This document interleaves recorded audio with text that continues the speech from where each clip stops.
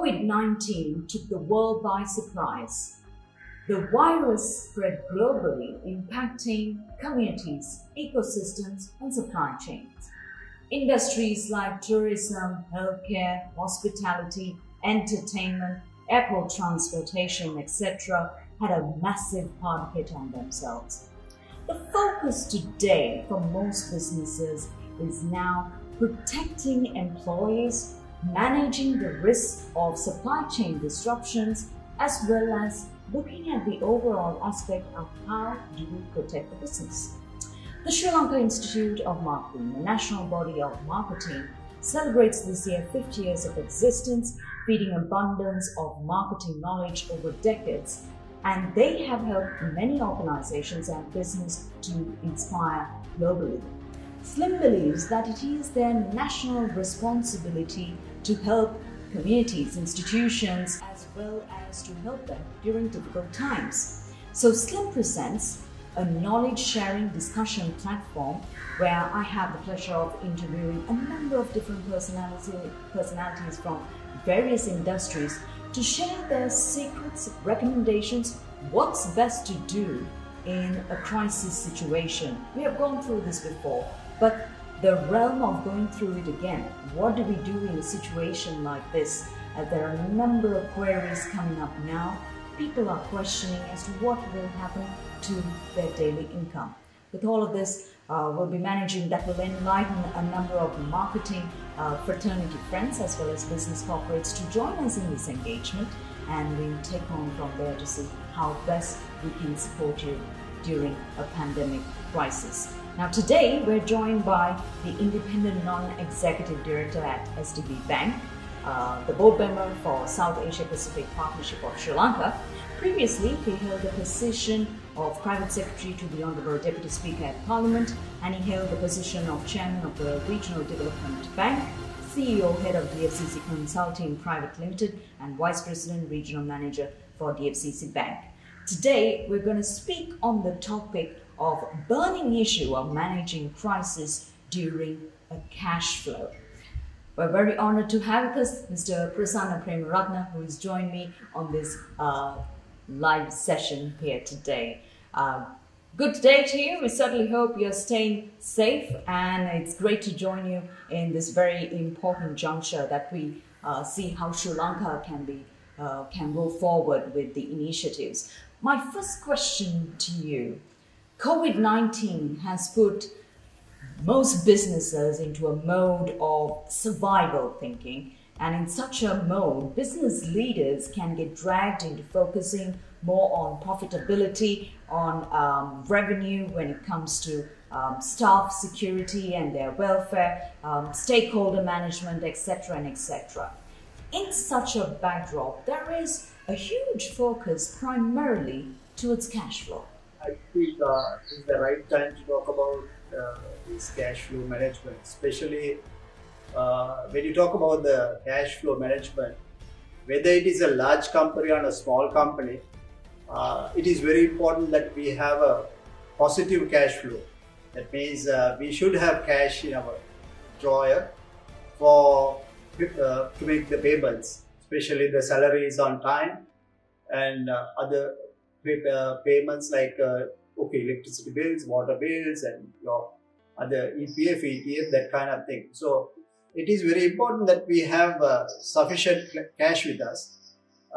If you talk about the small businesses, this is where the people go out of business when they have a negative cash flow, and that means they don't have money to meet their expenses, so they can easily go out of business. Going by your answer, Mr. Premaratne, some say that Chief Executive Officers, CEOs today, have to think like a CFO. What's your view on that?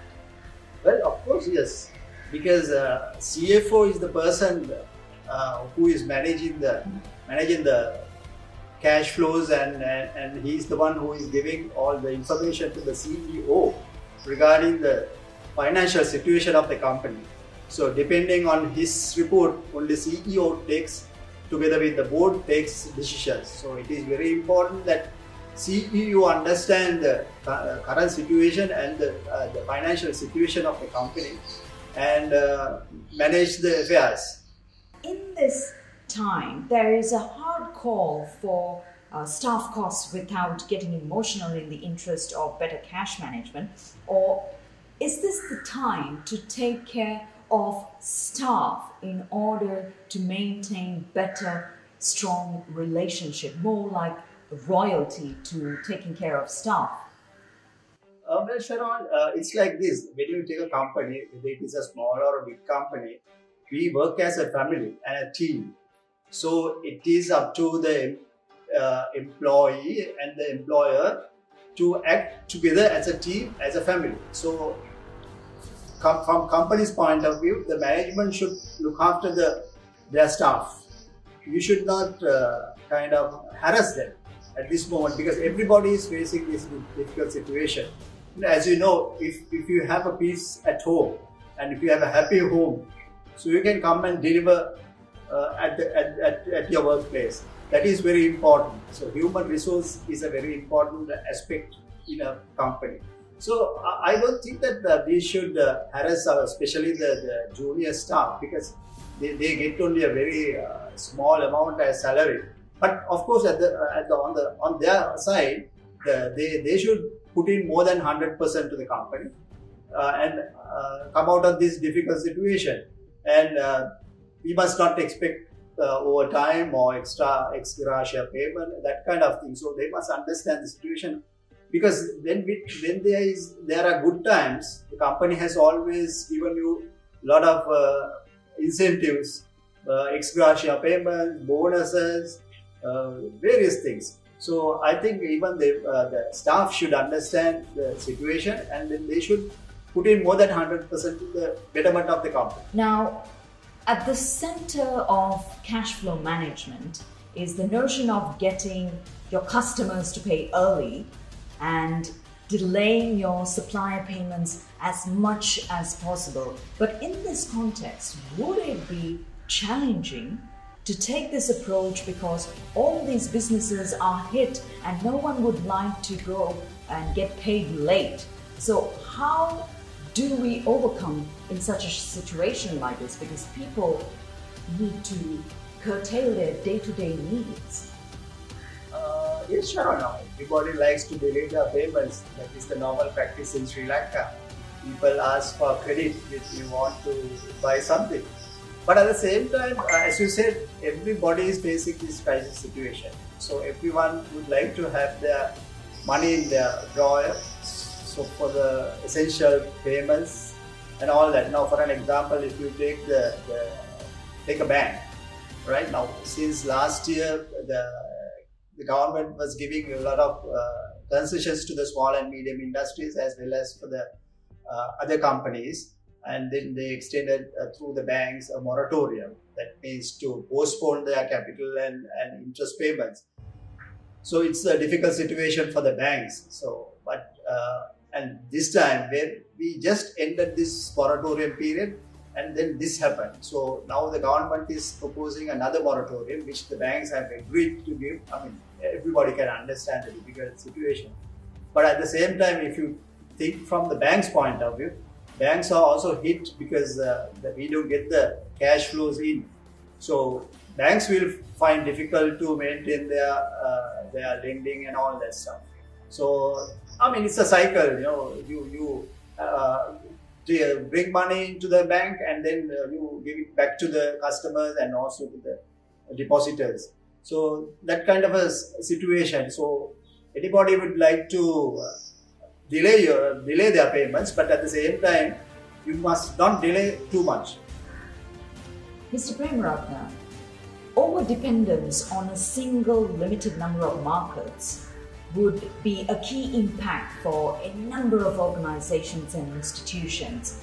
What actions do you propose for a business to mitigate such single market dependence? Well, Sharon, actually this is a problem in Sri Lanka. Most of our companies, big companies as well as the smaller companies, they are comfortable when they find a market. and when they find one market, they keep on supplying to that particular customer without thinking any difficulties in case, like this COVID-19. So when you have only a single market, you always face problems. But we always, I'm a banker, so and especially I was handling the small and medium type of customers. I always advise them to have not only a single market, look for other markets, and also to diversify their products, add value to their products, so that we can always survive in a situation like this. Mr. Premaratne, as a part of cash flow management, should organizations rationalize and prioritize their product portfolios to suit the times? Could you elaborate with examples to support this? I see so many multinationals today who have taken this initiative of customizing and being there supportive, but would love to know your views on this. Since I'm with a bank, I can tell you this is an ideal situation, and also we have already started thinking how we should reorganize our portfolios. Now imagine the government has asked the banks to give a moratorium to the small businesses. At the same time, once this problem is over, we think by end of this month we can restart most of these businesses. And I'm sure these people are not trying to spend money on capital goods or infrastructure. So because of that, we have to give them short-term loans to revive their businesses so that they can restart their production and come to the market. So I think it's very important that we restructure the product portfolio. And as a bank, I can tell you that we should not go for long-term loans, but we must go for short-term loans. At the same time, we must not spend on. We must advise the customers not to spend on capital goods and buy vehicles and that kind of thing. And so they should save their little money and spend on their businesses to restart their business so that they can go a long way. Mr. Premaratne, we have seen big announcements being made by companies on salary cuts. This has been circulated, a lot of talk that has taken place, and I would like to know your thoughts and perspectives on such measures. Should such measures be applied across large organizations, or should they be based on each sub-business based on the immediate market demand? What are your views on that? It's like this, Sharon. I think now there are various businesses. Some businesses, they had to close down completely. Now if you take the airline business, now there are no passengers. So they have to do something about their staff. But at the same time, as I said earlier, it's the company's duty to look after the employees as well. So if you take the garment industry, Sri Lanka, most of these girls who are working in the garment industry, they are drawing only a very minimal salary. But if you give them a salary cut, imagine the difficulties they will have to undergo, because they have so much of, depending on their salary, they have got borrowed, taken loans, they have committed so many other things. So they have a monthly commitment to meet at the end of the day or end of the month. So if you give them a salary cut, they will face difficulties. So some people may leave, or some people may suffer mentally, and they can't provide, as I said, they can't give the 100% commitment when you come to work. So I think, but at the same time, they should understand, without kind of going for extra payments, without claiming overtime, they must give the 100 or 100 and more than 100% to the company. If you take the management, of course, management is always enjoying a lot of benefits. So I think it's the management to take a voluntary pay cut. That is, I think, reasonable, and that's no harm. They can always survive. I mean, most of the management in Sri Lanka, I know a lot of senior managers, CEOs, they are earning a good salary, reasonable salary, but they can always survive. So they can go for a pay cut voluntarily. Mr. Premaratne, what other ideas or recommendations would you like to give or share to our viewers who maintains or runs organizations to achieve better cash flow planning? Is business interruption insurance something to look at? Well, Sharon, I can't tell exactly this is the path, but depending on the various types of businesses, it has to be different. Banks would be different, manufacturing is different, service sector is different. So, but this is not the first time Sri Lanka as a nation. This is not the first time we are facing a situation like this. But the only thing is the whole world is suffering, not only Sri Lanka. But of course, the exporters will face difficulties because their markets will be closed for the moment. But I think we must look at the problem proactively, and we must take it as a challenge and go ahead. There are enough and more examples in the past for us to learn lesson. As I said, we had tsunami, we had Easter Sunday attack. All those things gave us some thoughts, time for us to think differently. So I think this is the time for us to change our strategy and find ways to survive and then improve our cash flows and then help each other. And as a nation, we must go forward. Are we looking at really doom and gloom and survival? Doesn't this situation put some significant opportunities on the table for both globally and locally? If you could please elaborate on this, because we see crisis coming in a very abrupt situation, and sometimes we're never even prepared. Various thoughts are there. Even I saw that the IMF has said that there will be a contraction of about 3% in the world economy, and a lot of other international agencies also have predicted kind of contraction in our growth in the global scenario. In Sri Lanka also, the governor of the central bank, he is confident, and the government is confident, the president is confident that we will maintain about 2.5% to 3% growth during the rest of the year.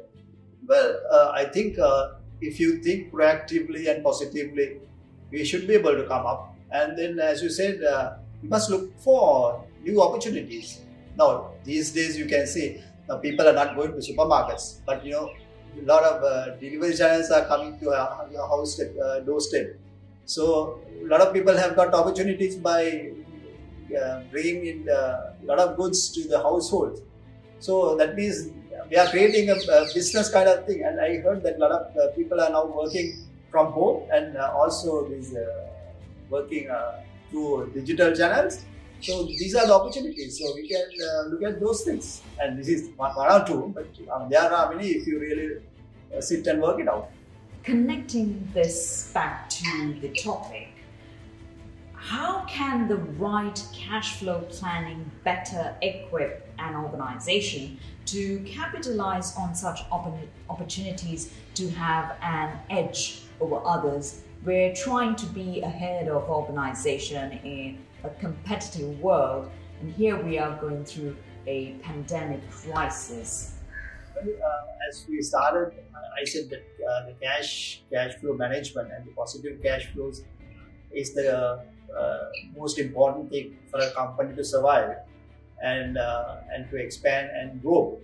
So we have to be very proactive, as well as we have to be very careful when we are spending our money what we have at the moment, because especially if I'm talking about a bank, since I'm working in a bank, we should not waste a lot of money on capital goods and things like that, and that we must try and use our money very sparingly, but for a worthy cause. In the sense, now if you take a small and medium industry, now we have been giving a lot of small loans to the people, but we should not give it for consumption, but we must give these loans for income generation purposes.